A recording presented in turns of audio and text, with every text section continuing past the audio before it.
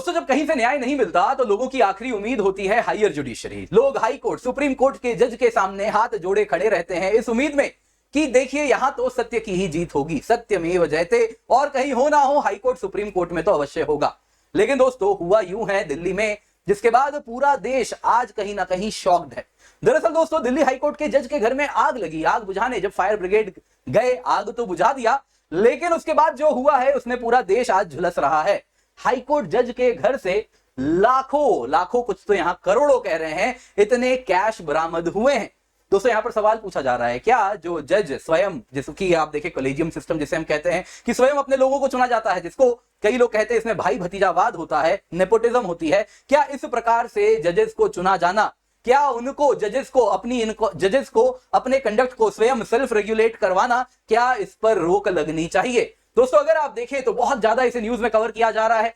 Justice Yashwant Varma जी हैं जिनके घर की यहां बात हो रही है और जहां से ह्यूज रिकवरी हुई है कैश फाइल की। आप देख सकते हैं आज अखबार में फ्रंट पेज में यही था और बाकी सारे अखबार भी इसी को कवर कर रहे हैं।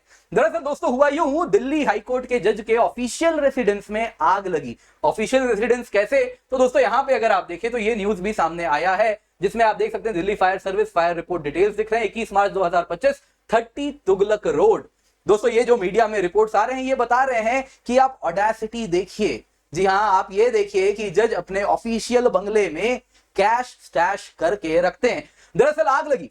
आग लगने के बाद और उसके बाद फायर ब्रिगेड स्पॉट पे पहुंचा। आग तो बुझा दिया गया, लेकिन उसके बाद जो कैश बरामद हुए हैं अलग अलग रूम्स में, उस बंगलों में, वो दोस्तों देश को कहीं ना कहीं झकझोर भी दिया है और शर्मसार भी कर दिया है। इस इंसिडेंट के बाद क्या होता है, चीफ जस्टिस ऑफ इंडिया एक मीटिंग करते हैं और उसके बाद कहते हैं कि इनको वापस इलाहाबाद हाईकोर्ट भेज दिया जाए। जी हां, ट्रांसफर कर दिया जाए। अब दोस्तों, ये होना था और इसके बाद मानो जैसे ये आग और तेजी से फैल रही है। यहां पे अगर आप देखें तो हाईकोर्ट बार एसोसिएशन ने कहा, we are not a trash bin, हम कचरे का डब्बा नहीं है। जी हां दोस्तों, ये बात वहां के हाईकोर्ट बार एसोसिएशन ने कहा है। ये आप देख सकते हैं इस प्रकार का सर्कुलर भी निकाला है, जिसमें उनका कहना है कि 15 करोड़ रुपए पाए गए हैं उनके बंगलों से और उसके बाद आप उन जज को हमारे कोर्ट में भेज रहे हैं। दोस्तों, ये अगर आप देखें तो कुछ ऐसा मैटर है जो बहुत ज्यादा संगीन होता जा रहा है। जिन जज की बात हो रही है, ये हाईकोर्ट जज इलाहाबाद में 2014 साल ईयर 2014 में बनाए गए थे। तब टेम्पररी थे, 2 साल में परमानेंट हो जाते। दोस्तों, उस वक्त उनकी आयु केवल 45 वर्ष थी, यानी 17 साल का टेन्योर था एज अ हाईकोर्ट जज। दोस्तों, इसका मतलब जानते हैं, ये चीफ जस्टिस ऑफ हाईकोर्ट भी बन जाते। इतना ही नहीं, शायद सुप्रीम कोर्ट में भी एलिवेट हो जाते। 17 साल इतनी बड़ी अगर लंबी ड्यूरेशन होती है, अगर आप इसको समझें।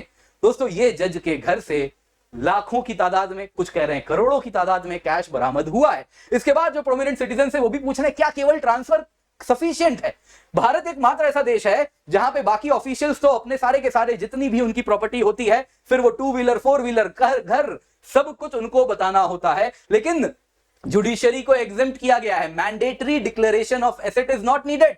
आपको अपना एसेट्स नहीं बताना कितना है। क्यों ऐसा? अब दोस्तों, जब बात होगी एसेट्स की, तो मैं भी गया जाके दिल्ली हाईकोर्ट के कोर्ट के जाके मैं वेबसाइट पे देखा और मैंने देखा कि क्या कौन कौन से जज हैं जिन्होंने अपने एसेट्स यहां पे डिक्लेयर किए हैं।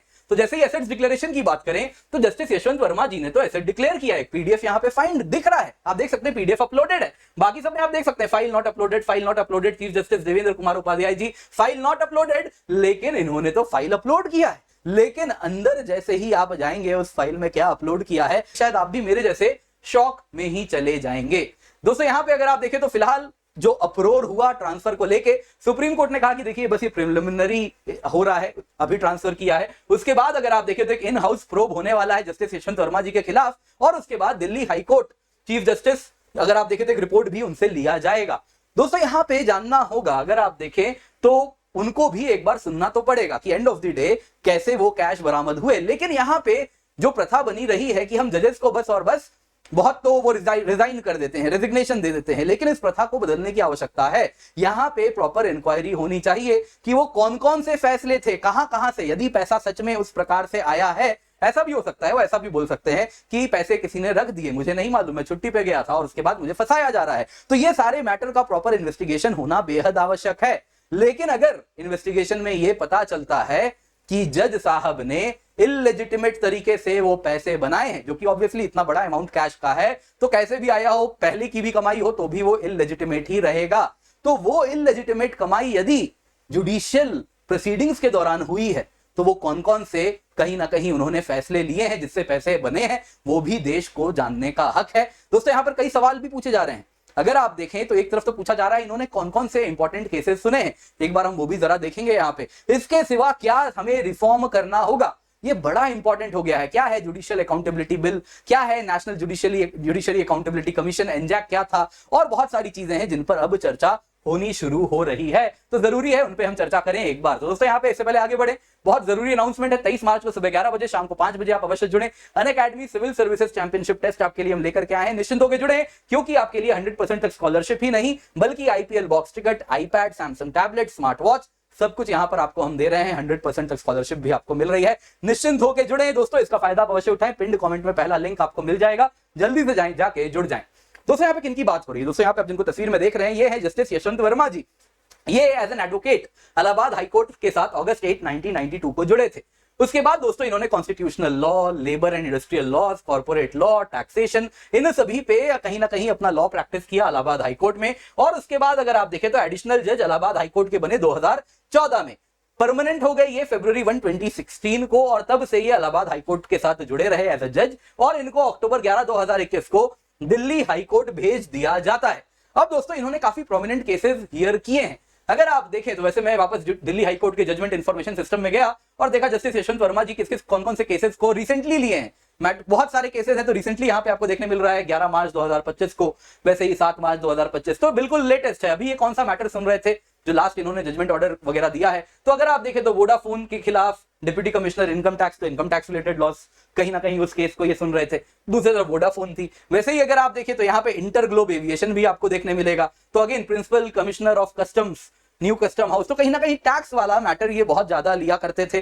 जाहिर सी बात है इनकी कहीं ना कहीं उसमें एक्सपर्टीज भी थी, तो देश को उनके एक्सपर्टीज का लाभ हो, तो इसलिए इनकम टैक्स वाला और इनडायरेक्ट टैक्स वाला काफी मैटर ये लिया करते थे। इसमें अगर आप देखें तो बड़े बड़े कंपनीज आपको देखने मिल जाएंगे।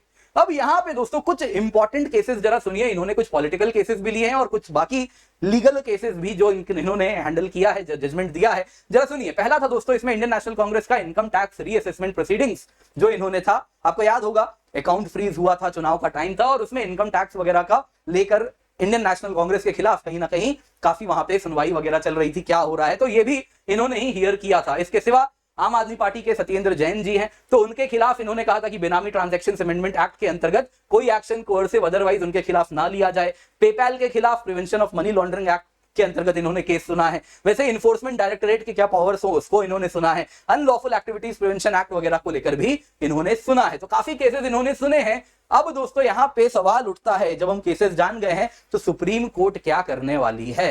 दोस्तों यहाँ पे सुप्रीम कोर्ट अगर आप देखें तो इन्होंने क्लियरली जो मीडिया में कहा है कि कॉलेजियम की मीटिंग हुई और उसके बाद क्लैरिफाई किया गया कि जो ट्रांसफर किया जा रहा है इलाहाबाद हाईकोर्ट, ये केवल और केवल एक प्रिलिमिनरी मेजर है, यानी पहला मेजर है। इसके बाद फर्दर लीगल एक्शंस होंगे। सुप्रीम कोर्ट की एक इन हाउस इंक्वायरी प्रोसीजर होती है जिसमें जो भी एलिगेशंस उनके ऊपर लग रहे हैं सब कुछ सुने जाएंगे। अगर आप देखें तो इसमें हाईकोर्ट के जज जो भी इनके खिलाफ लग रहा है, इसमें चीफ जस्टिस ऑफ इंडिया एक प्रिलिमिनरी रिव्यू करेंगे। उसके बाद 3 जज कमिटी बनाई जाएगी जो कि जज के रिस्पॉन्स के आधार को बेसिस बना के इन्वेस्टिगेट करेंगे। यहां पे दोस्तों जो कमिटी की फाइंडिंग होगी उसके अनुसार एप्रोप्रिएट एक्शन लिया जाएगा। एक हाईकोर्ट जज दोस्तों, अब क्या किया जाए, हाईकोर्ट जज अगर आप देखें तो उनका रिमूवल केवल और केवल इंपीचमेंट के द्वारा ही हो सकता है। तो यहां पे दोस्तों एग्जाम के लिए बड़ा इंपॉर्टेंट है, आप इंपीचमेंट को जरा समझें।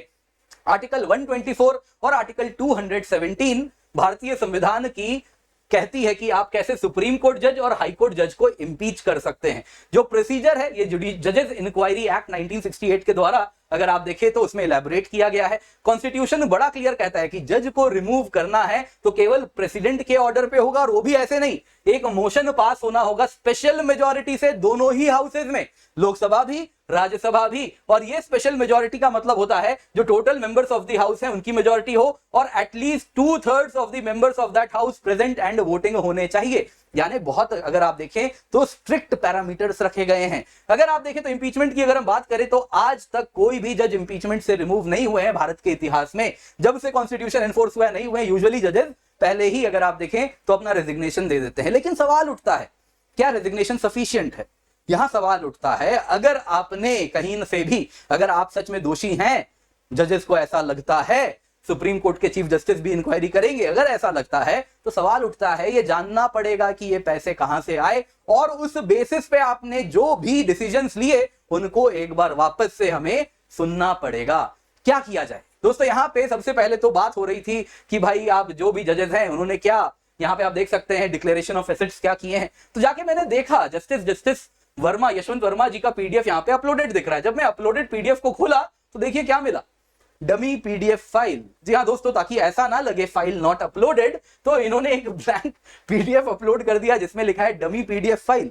अब इस पर क्या कहा जाए दोस्तों? ऐसा नहीं है, यहां पे अगर आप देखें तो काफी जजेस, अधिकतम जजेस वही है जिन्होंने फाइल अपलोड नहीं किया है। अब जिन्होंने अपलोड किया, जिसमें यहां पे आप देख रहे हैं कुछ जज ऐसे भी हैं जिन्होंने बड़ा ही डिटेल में अपना सारा एसेट्स डिक्लेयर किया है।